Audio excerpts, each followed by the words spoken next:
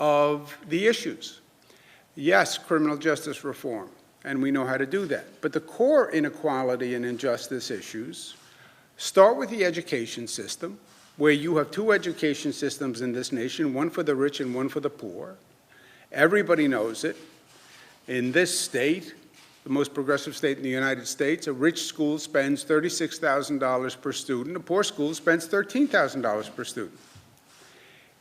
From birth, from day one of school, depending on the zip code you live in, depending on the income of your family, is the education you get. It's wrong. It's unfair. It's wrong. That has to happen at a federal level. How do you still have children growing up in poverty in this country, the richest country on the globe? It has to change. It can change. Look at the money the government just found when they had to battle COVID. You can be very creative when you want to. Get creative about children living in poverty, and you need a real affordable housing agenda. The federal government, historically, constitutionally, by law, provided affordable housing. The 1949 Housing Act said safe, clean, decent housing for every American. That was 1949 Housing Act, paraphrased. The federal government went out of the business. States and locals are supposed to make up. They can't. You had those whole bevy of federal housing programs, Section 8 programs, voucher programs, building new public housing. You want to make change in this moment, go to the core issue that really is driving the injustice and the inequality and get it done. You have this energy, you have the momentum, now is the time. In terms of reopening, we've been doing it based on the data and the facts. The number of hospitalizations are down.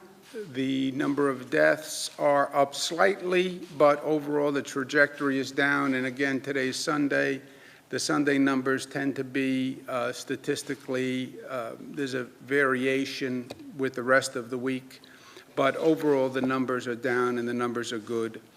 Number of lives lost continues to drop.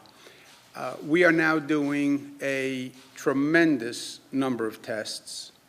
As I said, testing is the best mechanism to get a snapshot, right? Where are we today?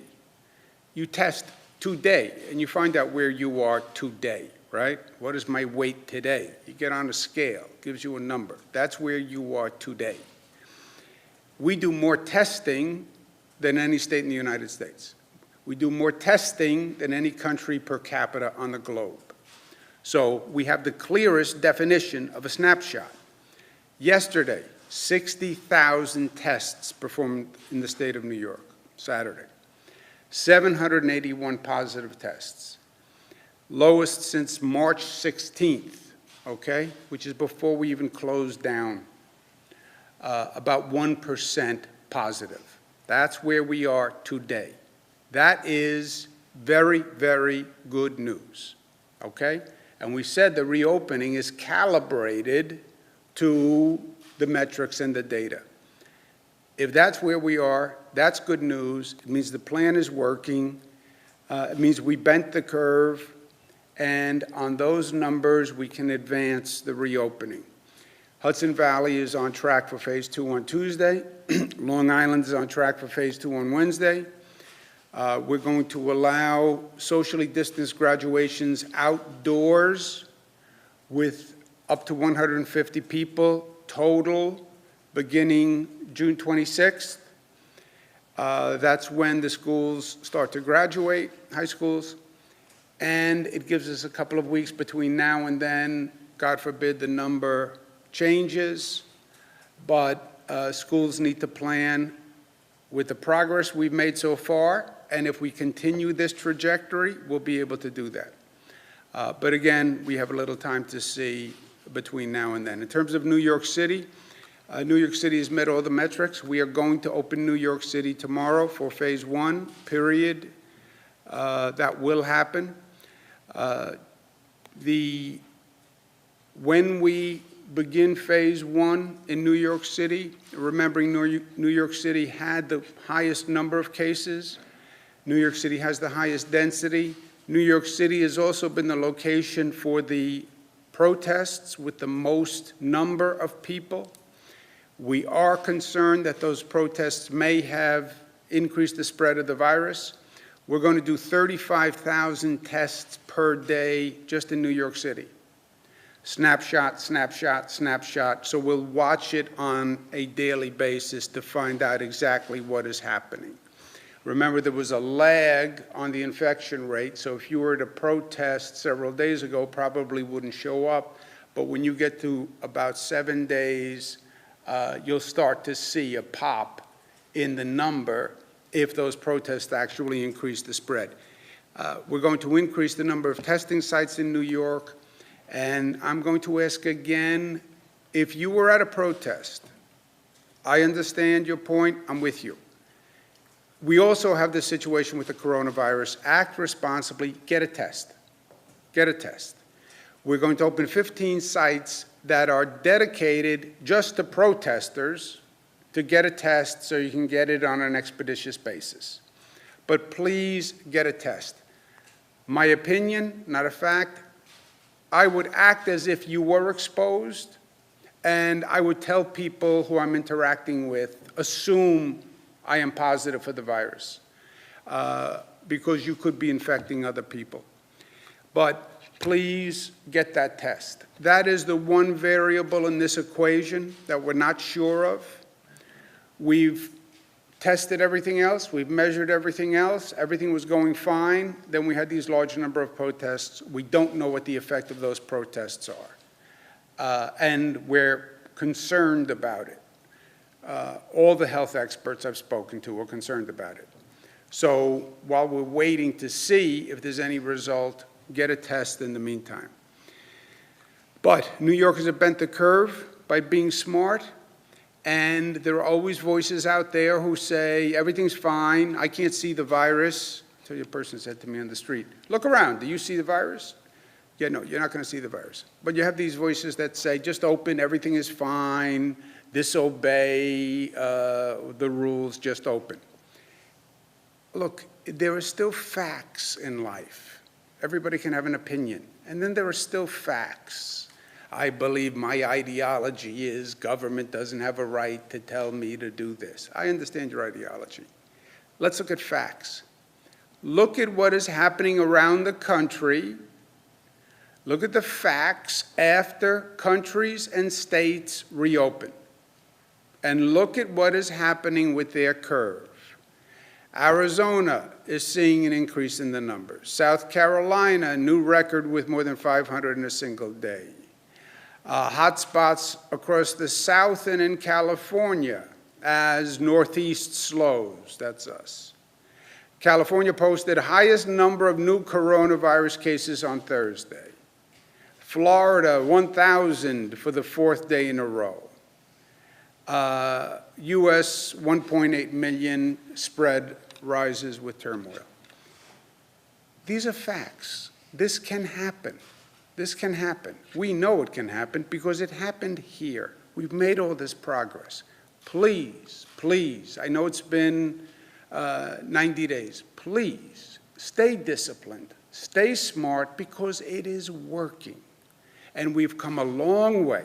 And a lot of people have suffered to get here, and a lot of people have died.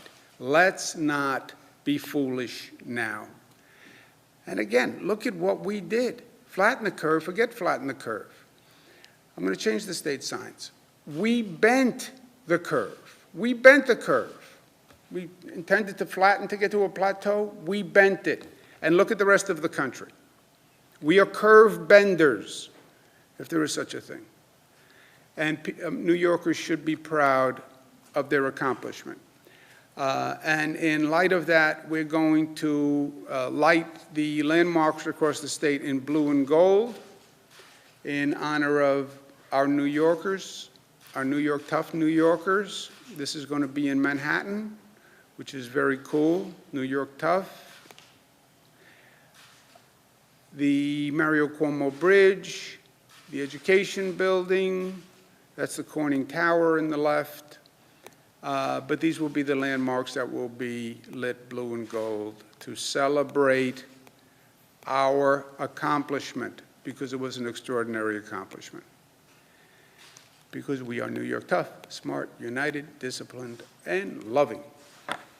I am mostly loving, Mark. Don't you forget that.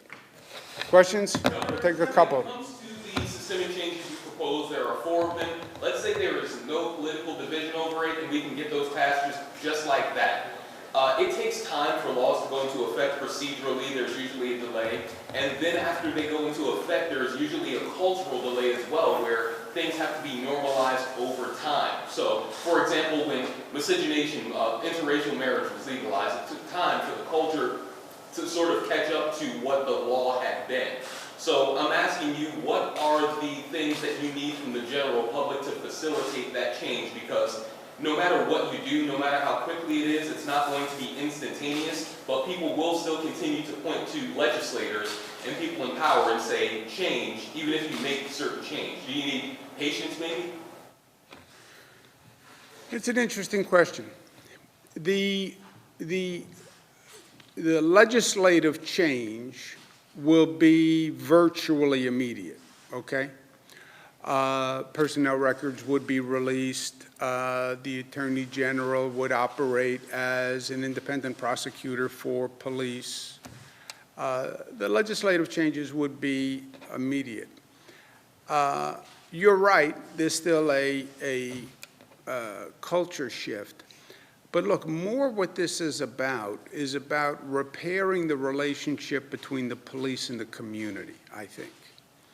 You know, the policing relationship does not work for anyone unless there's a relationship of trust with the community. And it has to go both ways. You know, relationships, the door swings both ways in life. The community has to trust the police have to trust the community, they have to work together. And that's what this is really about for me. There's a community anger, there's a community distrust. By the way, there's a police anger and a police distrust, right? 57 officers in Buffalo resigned from that detail. You have tensions on both sides. There's no doubt about that. We have to heal that. We have to restore that relationship. I believe the legislative changes will help on the community side. The police are not going to be happy with the legislative side changes, and the police are feeling targeted.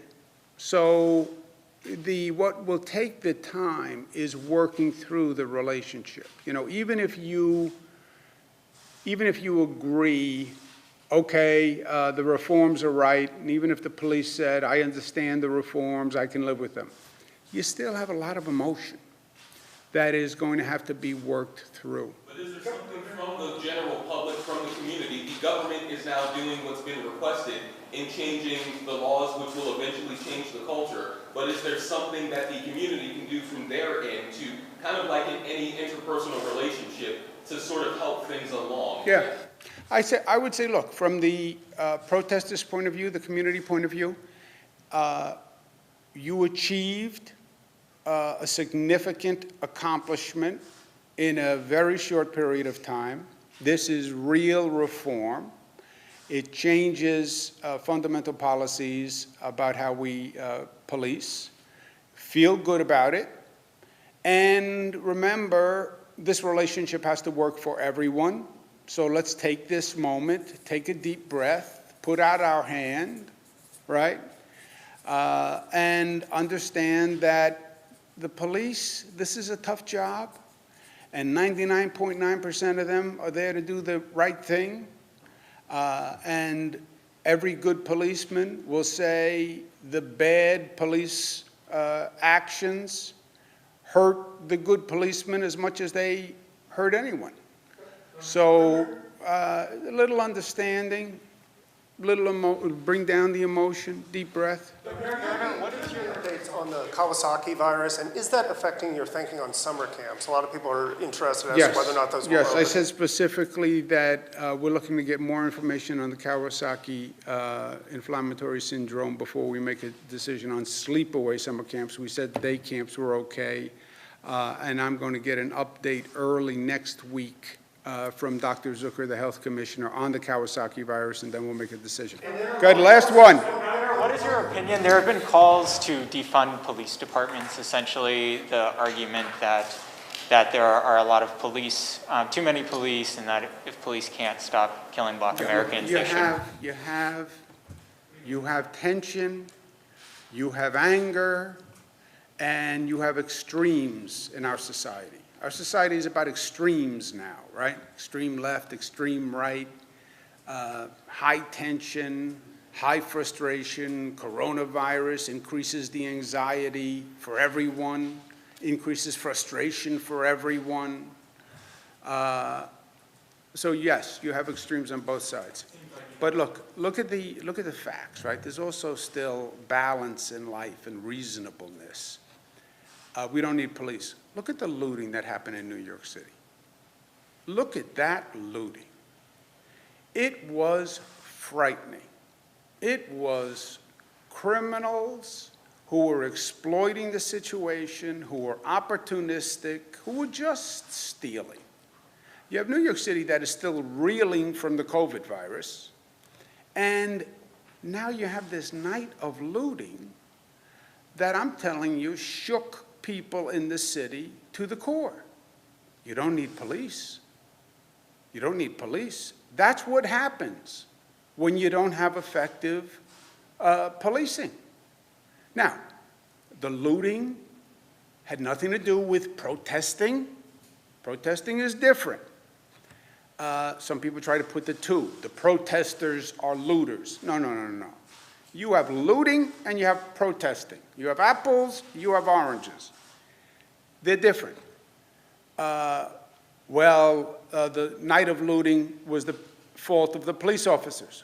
No, it wasn't the fault of the protesters, and it wasn't the fault of the police officers. I said it was the management and deployment of the police officers.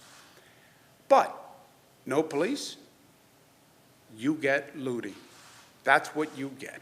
Nobody wants that. So, thank you. I'll see you tomorrow. I have to go to lunch. Yeah. I know.